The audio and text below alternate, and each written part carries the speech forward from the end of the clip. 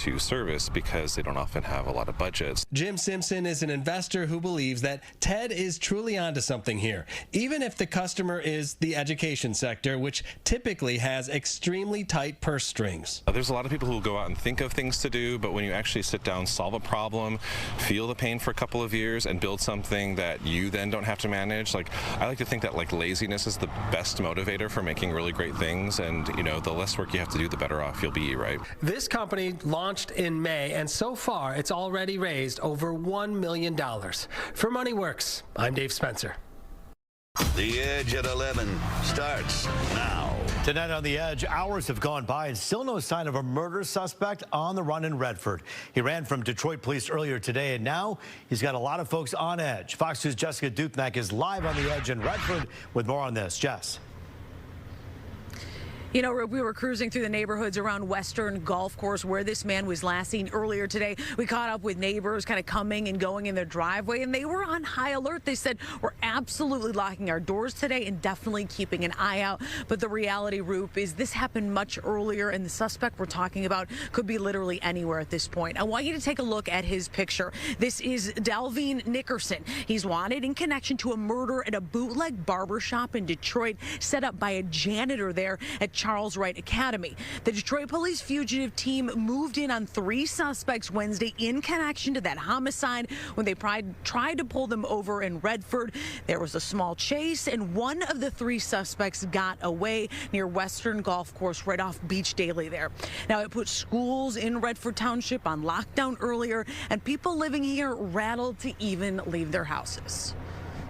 A lot of open space over here with Western Golf Course. I mean, there's a lot of places to hide over here. There's a lot of places to hide, and we don't know. They probably still hiding. So they could be in the back under my leaves back there. They could be hiding under anybody's leaves. They do the unnecessary. I should let the dog out. He starts sniffing. I'm like, oh, yeah. So you just never know. But scary times. There was heavy police presence earlier, both Redford police and Detroit police. They had several canine tracks out there along with the Michigan State Police helicopter. Now, there was one point of interest in the area where the car was dumped, where those 3 suspects ran. Police did take some evidence into the crime scene investigators' van, but we were unclear what exactly might have been left behind by the suspect. Now, if you want to take another look at his picture, it is on our website. But of course, if you see him or someone that looks like him, do not approach, just to be cautious, and call 911. Reporting in Redford, Jessica Dupnack on The Edge. Yeah, Jess, you've covered enough of these to know this guy's going to be caught. It's just a matter of time. He can do this the easy way or the hard way. Yeah, that's exactly it, Roop. And a lot of times in these cases, their first call or they run to friends and family. And you have to remember, if you are keeping him safe tonight, that is harboring a fugitive, and there could be serious consequences. It's important to note here tonight. Jessica Dupnack for us live in Redford. Thank you. A big break in the Epstein files saga. President Trump signing a bill authorizing the release of the convicted sex offenders' files. It comes after the legislation received overwhelming bipartisan support from lawmakers in both chambers yesterday. Although redactions will be included to protect victims, other information can't be withheld. This bill is a command for the president to be fully transparent, come fully clean, and provide full honesty to the American people, even if he doesn't want to. We will continue to follow the law with maximum transparency while protecting victims. The Epstein Files Transparency Act orders the Justice Department to release all files, including communications and details on Epstein's prison death investigation. All of this has to happen within 30 days. When I pulled into the site this morning, there was about 30 officers here and a helicopter flying over the property. A little nerve-wracking when you're coming to set up Christmas lights. A guy on the job at Pine Knob surprised to see cops combing through the area looking for 2 suspected gang members. The search sparking a shelter-in-place order for most of the morning at Clarkson Community Schools. Oakland County deputies and federal ICE agents are still searching for the suspects, working to find out why both men are on the run. A Metro Detroit couple accused of running $1 million empire are facing serious allegations. Moises and Raquel Orduna Rios of Plymouth running a $74 million national plumbing company. Prosecutors say the duo hired over 200 undocumented workers, having them live in overcrowded hotels and homes while they pocketed the money. Both are now facing numerous charges, including transporting and harboring unauthorized aliens for commercial advantage, money laundering, and more charges as well. Taking out to Farmington Hills, a man there now charged with first-degree murder in connection to a deadly shooting outside a Commerce Township restaurant. Oakland County prosecutors say Tonin Petrie shot and killed the manager of Prime 7 Bar and Restaurant Sunday night. Police say he was spotted driving away from the scene and turned himself in shortly after. He faces up to life in prison if convicted. Meantime, a Farmington Hills woman has been charged for her role in a crash that killed a road worker this summer.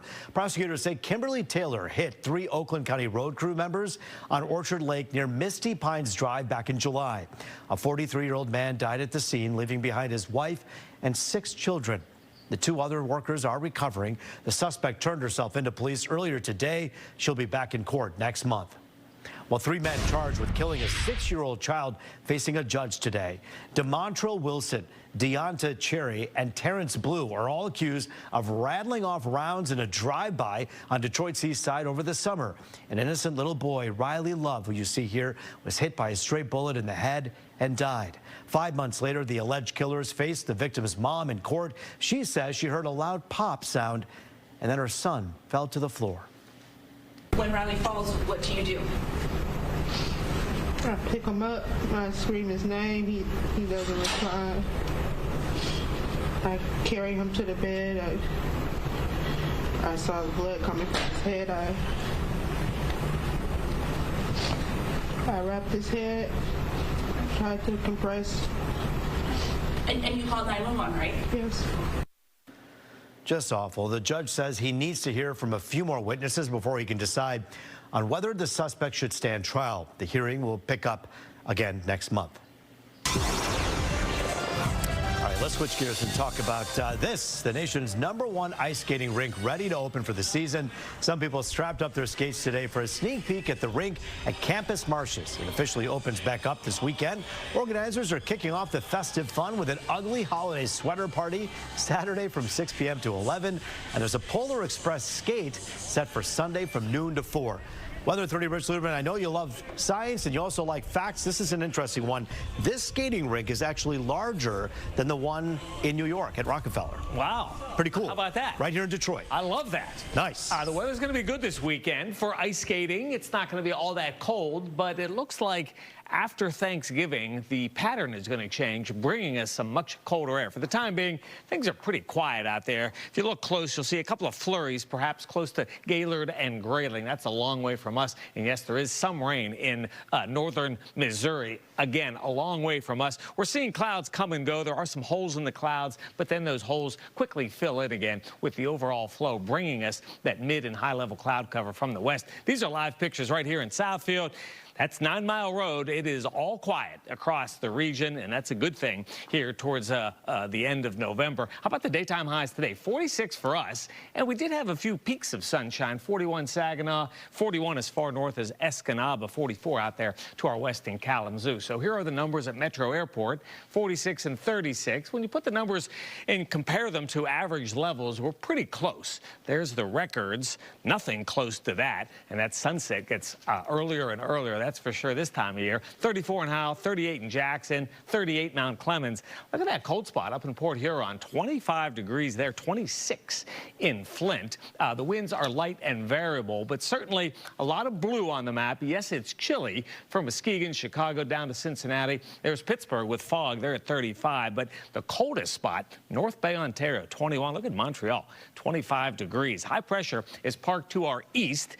That high gives way, and that means our next cold cold frontal boundary is a fast mover. Comes through on Friday with really just a wind change. There will be some rain south of us for Illinois, Indiana, and Ohio, but we're going to stay mainly dry through the weekend and beyond. Cool tonight, down to 32 on average. Back close to 50 degrees tomorrow. Gotta love that. And then it does stay mild for Friday and Saturday. Sunday with the Lions home, 53 degrees. Next Tuesday brings the next chance for some rain, and then it turns colder for Thanksgiving. We'll talk more about that tomorrow.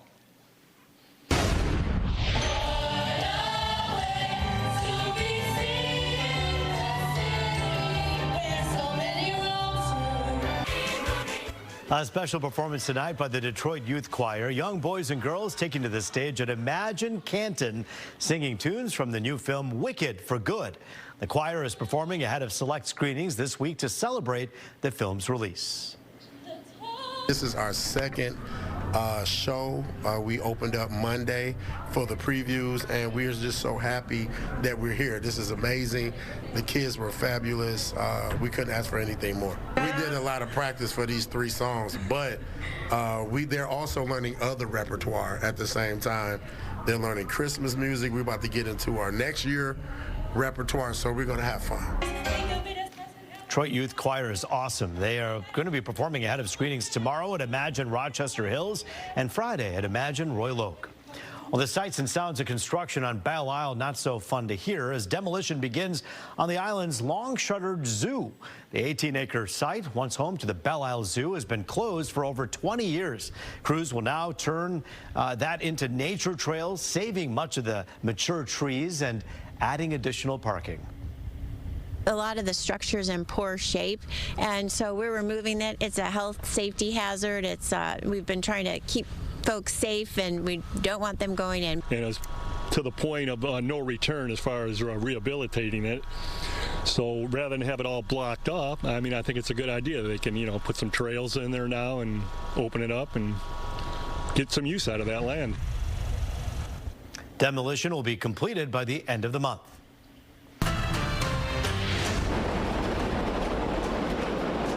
I'm a commuter. I've been a commuter for a long time, and I got to tell you, it's scary to go on the train. Why some Chicago commuters are so afraid and why they're sounding the alarm. That's coming up on The Edge on this Wednesday, rather. It's a story straight out of Florida. What one guy was up to after he was spotted driving a forklift right down the street. That story is still ahead on The Edge.